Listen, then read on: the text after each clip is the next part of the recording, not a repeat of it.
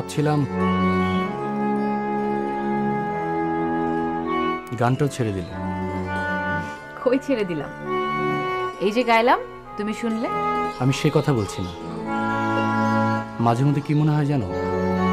কি মনে হয় তোমাকে এত কষ্টের জীবনে টেনে না আনলেও পারতাম। বাদ দাও তো সব কথা, শুনতে শুনতে এখন আর ভালো লাগে না।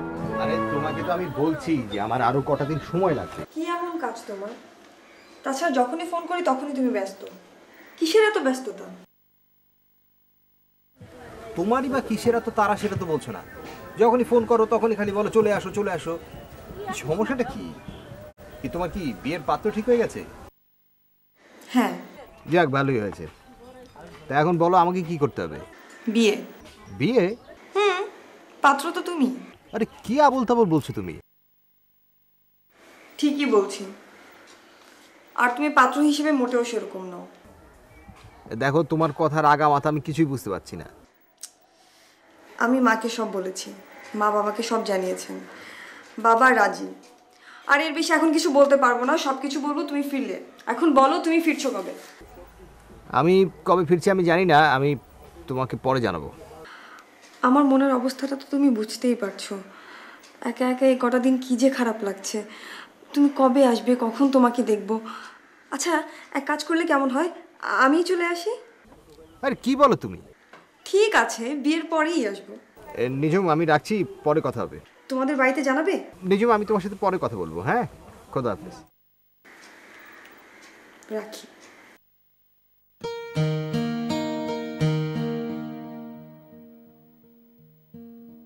তুমি সত্য করে কত, আমার জন্য কি তুমি বিনারে ওর ফুপুর বাড়ি রাখে আসছো? আমি কি একবারও কইছিলাম? তোমরা না সবাই মিলে ঠিক করলা? আচ্ছা, হইল হইল, এখন তুমি যাও মায়াটা নিয়ে আইসো। তাহলে তার কি কইব না যে তোমার লাগে মায়াটা চলে গেছে? তাই যাম। একা একা থাকাটা বড় কষ্টের। হ, যাও মায়াটারে নিয়ে আসো। ঘরটা একেবারে ফাঁকা ফাঁকা লাগে। বাহারে কইছে হেনার লাগে আকরামের দেখা হয়েছিল, হ্যাঁ তার বদনামে যেন ক্ষমা চাইছে, আর কইছে বিনাও যেন তারে ক্ষমা করে দেয়। যাও, বিয়ার পর তো কোনোদিন ওই বাড়ি যাও নাই, যে হ্যাঁ বিনারে নিয়ে আসো। তুমি যাইবে না?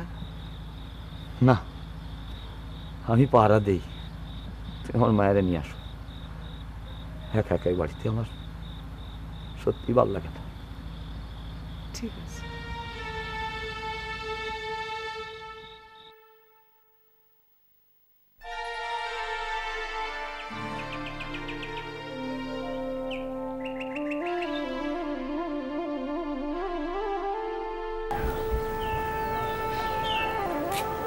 জামিল ভাই, তুমি? বকুল ঘুমাইতেছে, আমি ভাবলাম একা একা কি করব, তাই আপনার সাথে একটু গল্প করি। রাগ করলেন না তো? আরে না না না, রাগ করি, বসো।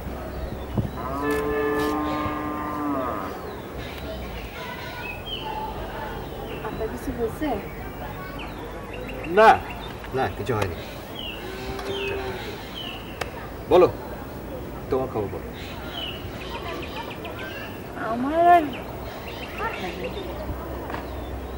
আচ্ছা, ওই যে ওই দিন তুমি বলছিলে ওই তোমার সমস্যাটা নিয়ে তুমি কেন চিন্তিত না সেটা পরে বলবে, এখন বলবে? আপনি সত্যি সত্যি জানতে চাইলে বলতে পারেন। সত্যি সত্যিই জানতে চাইছি। তাইলে বলি, আপনার মতো মানুষের কাছে বলতে পারলে ভালোই লাগবে।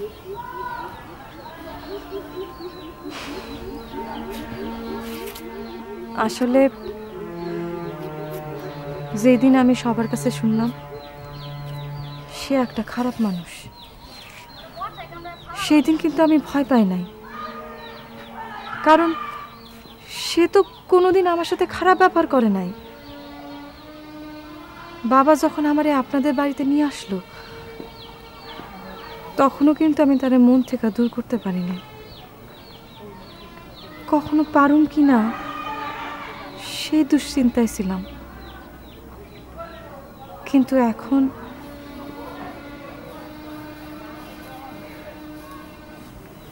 এখন মনে হয় একটু একটু পারতেছি।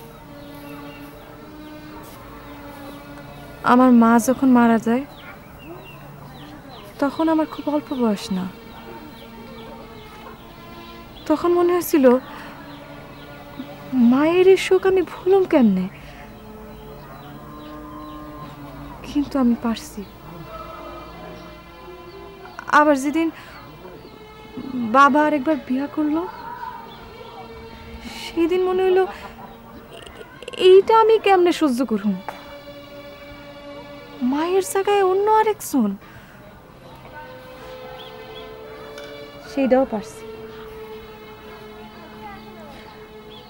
আকরামের ব্যাপারটাও সেই রকমই। এখন মনে হয় একটু একটু করে তারে ভুলতে পারতেছি।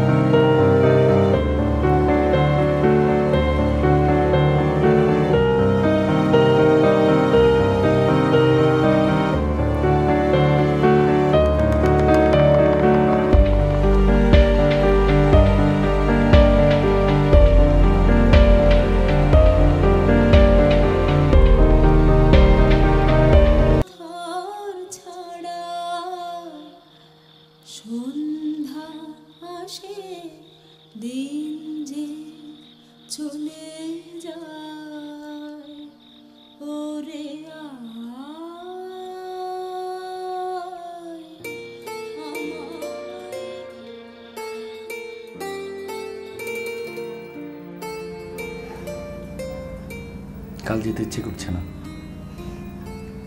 বলো কি, তোমার অফিস? অফিস ও একটা কিছু বলে দেওয়া যাবে। হঠাৎ এই মতিভ্রমের কারণটা জানতে পারি জনাব? কারণ তো তুমি। কিরকম? তোমার কাছে এলেই না ছেড়ে যেতে চায় না মন।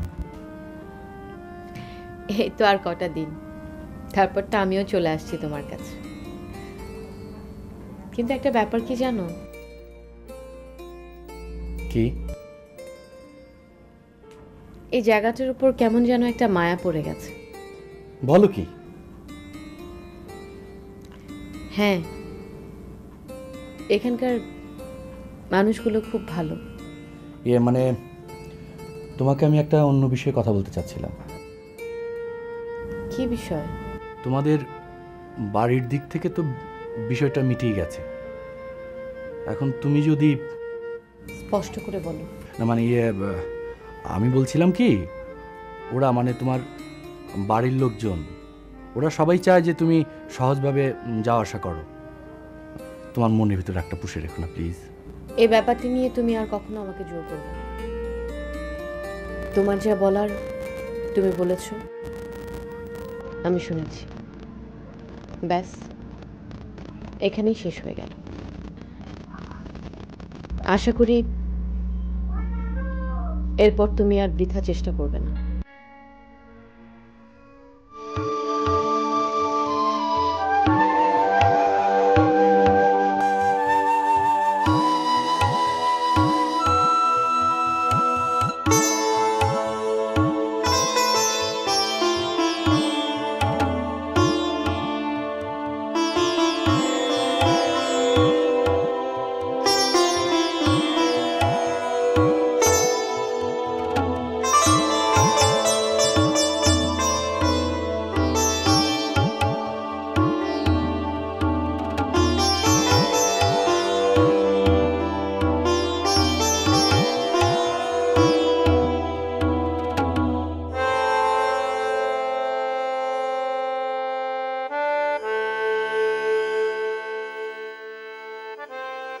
নিজম এত তাড়াতাড়ি এরকম একটা পাগলামি করবে বুঝতে পারিনি।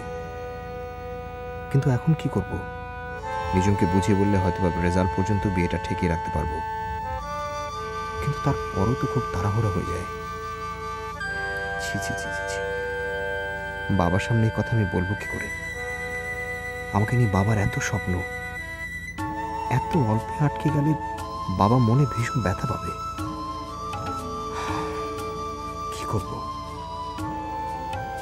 আচ্ছা দেখি, যাক 2-3টা দিন দেখি নিজম কি বলে, তারপর না হয় ঢাকায় গিয়ে ওকে পুরো ব্যাপারটা বুঝিয়ে বলবো। নিজম সত্যি সত্যি আমাকে ভালোবাসে, কাজে আমার বাবার ইচ্ছেটার প্রতিও তো তার একটা সম্মানবোধ থাকবে। পাগলামি আছে অনেকটাই ওর ভেতরে, কিন্তু অতটা নির্বোধ নয় সে।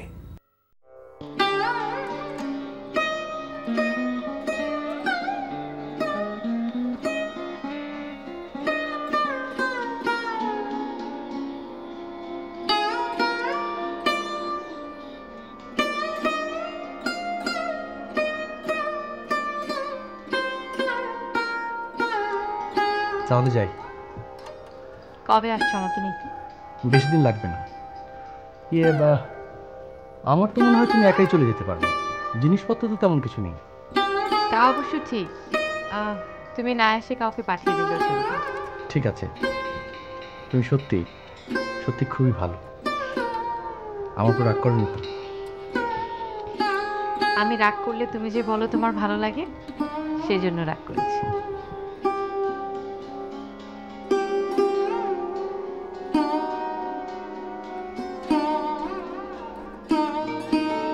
তোমার মনে আছে সেসব দিনগুলোর কথা? কোন দিনগুলো? ওই যে একদিন তোমার আসবার কথা ছিল, তুমি দেরি করে এসেছিলে, আমি অনেকক্ষণ তোমার জন্য অপেক্ষা করেছিলাম। সেদিন যে তোমার উপর রাগ করেছিলাম, রাগের পেছনে তোমার প্রতি যে ভালোবাসা ছিল, সেটা আমার আজও আছে।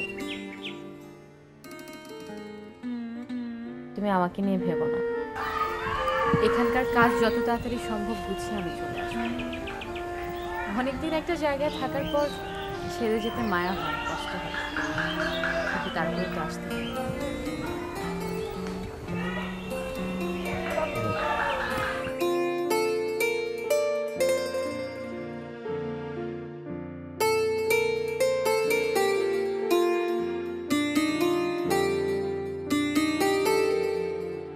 প্রায় 150 বছর আগে জেমস মার্শাল নামের এক লোক ক্যালিফোর্নিয়া একটি স্বর্ণের খনি আবিষ্কার করে।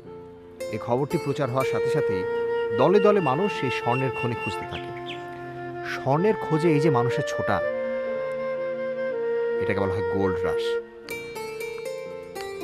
আবার মানুষের যে স্বর্ণ কিনে জমিয়ে রাখার প্রবণতা, সেটাকেও বলে গোল্ড রাশ। এই নামের একটা ছবি হয়েছিল, দেখেছো তুমি? না, দেখবে, কোন একটা সময় দেখবে, অনেক কিছু জানতে পারবে।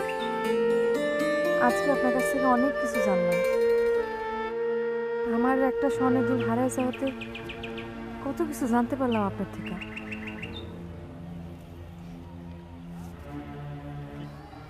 আরে কেন তুমি ওটা ফেলে দিলে কেন? এখন থেকে স্বর্ণের প্রতি আমার আর কোনো লোভ নাই, ধনী হওয়ারও কোনো ইচ্ছা নাই আমার।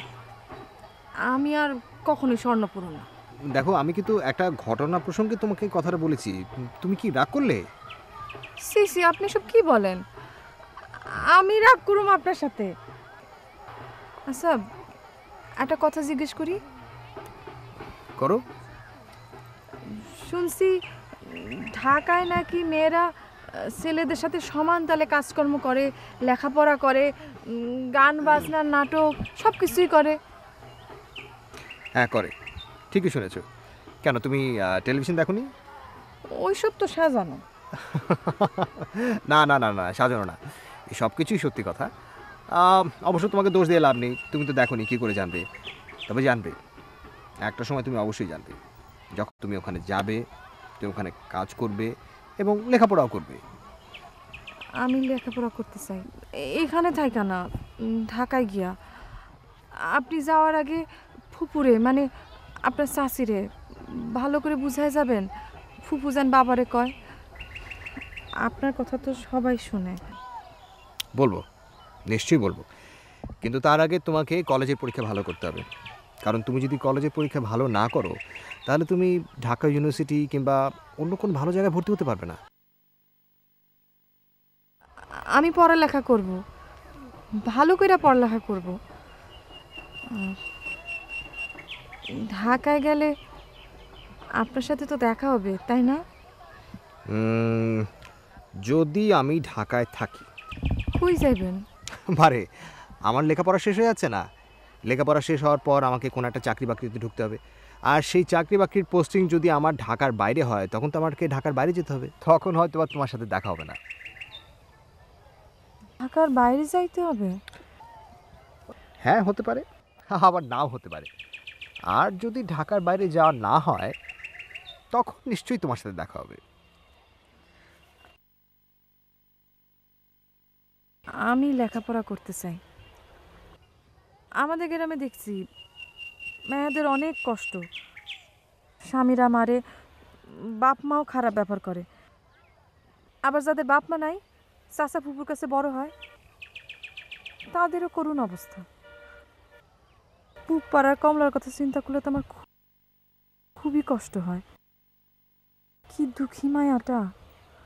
আচ্ছা, আমি লেখাপড়া কইরা এসব দুঃখী মায়ার দুঃখ দূর করতে পারুম না? পারবে না, কারণ নিশ্চয়ই পারবে। মানুষ তো লেখাপড়া করে তার জ্ঞান বুদ্ধি দিয়ে আরেক মানুষের পাশে দাঁড়ানোর জন্য।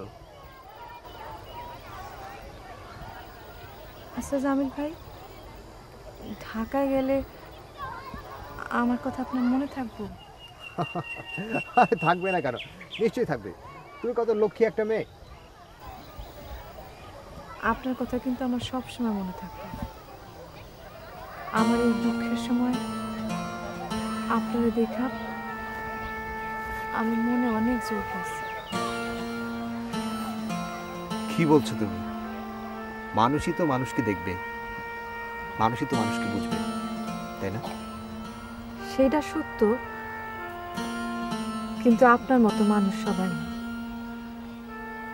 আর সবার ভাগ্যে আপনার মতো মানুষের দেখা পাওয়াও যায় না।